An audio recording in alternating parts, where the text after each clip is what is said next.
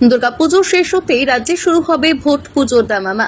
মেরে কেটে আজ 6 মাস পরে বিধানসভা নির্বাচন।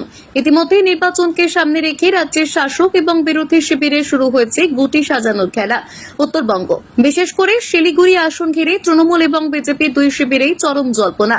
পদ্ম হাতে ফের একবার মাঠে নামা কার্যত নিশ্চিত শঙ্কর ঘোষের, কিন্তু প্রশ্ন সেক্ষেত্রে তার বিপক্ষে এবার ঘাসফুল হাতে কাকে মাঠে নামাবে কালীঘাট।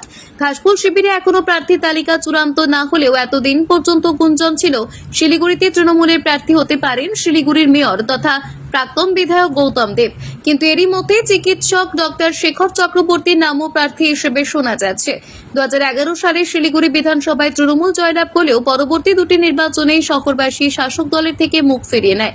2016 সালে তৃণমূল প্রার্থী প্রাক্তন ফুটবলার বাইচুং ভুটিয়া পরাজিত হন বামফ্রন্ট প্রার্থী অশোক ভট্টাচার্যের কাছে এবং 2021 সালে ডক্টর ওম প্রকাশ মিশ্রকে হারিয়ে দেন বিজেপি নেতা শঙ্কর ঘোষ। এই অবস্থায় 2026 সালের নির্বাচনে উত্তরবঙ্গের হারানো জমি ফিরে পেতে তৃণমূলের second in command Abhishek Bandyopadhyay অঙ্ক কষা শুরু করে দিয়েছেন। শিলিগুড়ি গোষ্ঠীকন্দল মেটাতে ইতিমধ্যে রাজ্য নেতৃত্বের নির্দেশে কোর কমিটি এবং টাউন ব্লক কমিটি গঠন করা হয়েছে। সূত্রের খবর, গৌতম দেব এবং ডক্টর শেখর চক্রবর্তী দুজনের নাম নিয়ে আলোচনা চলছে।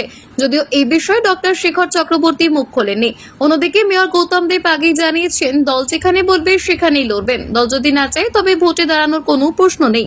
তবে ডক্টর শেখর চক্রবর্তীর নাম প্রার্থী হিসেবে আলোচনা শুরু হতেই দার্জিলিং জেলা তৃণমূলের অন্দরে চাপা অসন্তোষও দেখা দিয়েছে। গৌতম অনুরাগীদের স্পষ্ট বক্তব্য, শিলিগুড়ির আসনটি যদি পুনরুদ্ধার করতে হয় তবে একমাত্র গৌতম দেবকে প্রার্থী করা হলেই সেটা সম্ভব। যদিও পুরোটাই নির্ভর করছে দলের শীর্ষ নেতৃত্বের সিদ্ধান্তের ওপর। মোহন কর্মকারের রিপোর্ট, পাহাড়িয়া টাইমস।